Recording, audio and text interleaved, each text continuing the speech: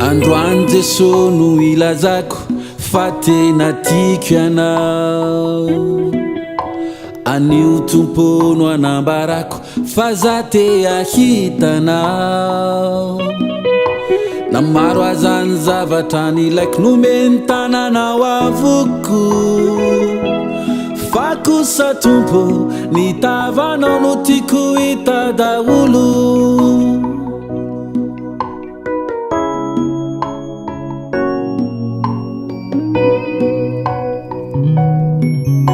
Androany Jesosy no ilazako fa tena tiako ianao. Anio tompo no anambarako fa za te ahitanao. Na maro azany zavatra nilaiko nomeny tananao avoko. Fa kosa tompo nitavanao no tiako hita daholo. Ekeko tompo fa tsara reo fitahina avy amin'ny tanana. Ekeko tompo fa mare reo fahasoavana natolotra hoahy. Fa kosa ny teny ilaiko hoe dia ny ahita ny tavana.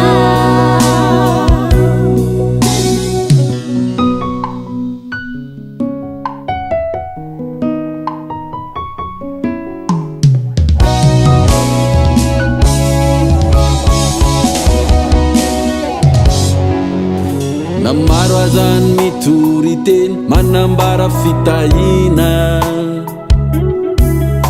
Miantsantso izy ireo ombeny hoe aminao tsisy fijaliana. Aoka tsy ho filan-javatra fotsiny no iarako aminao hoe. Ka rehefa tsy azoko iza ilaiko dia hoe za hiala aminao. Ekeko tompo fa teny ilaiko hoe reo fitahina avy amin'ny tanana. Ekeko fa tsy takatry ny saiko hoe reo fahasoavana natolotra hoahy. Fa kosa ny teny ilaiko hoe dia ny handova ny lanitra. Ekeko tompo fa teny ilaiko hoe reo fitahina avy amin'ny tanana. Ekeko fa tsy takatry ny saiko hoe reo fahasoavana natolotra hoahy. Fa kosa ny teny ilaiko hoe dia ny handova ny lanitra.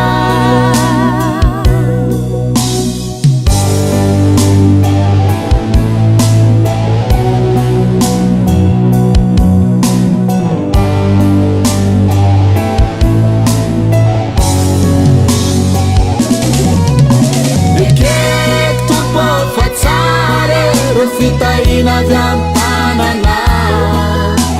Ekeko tompo fa mare reo fahasoavana natolotra hoahy. Fa kosa ny teny ilaiko hoe dia ny ahita ny tavana.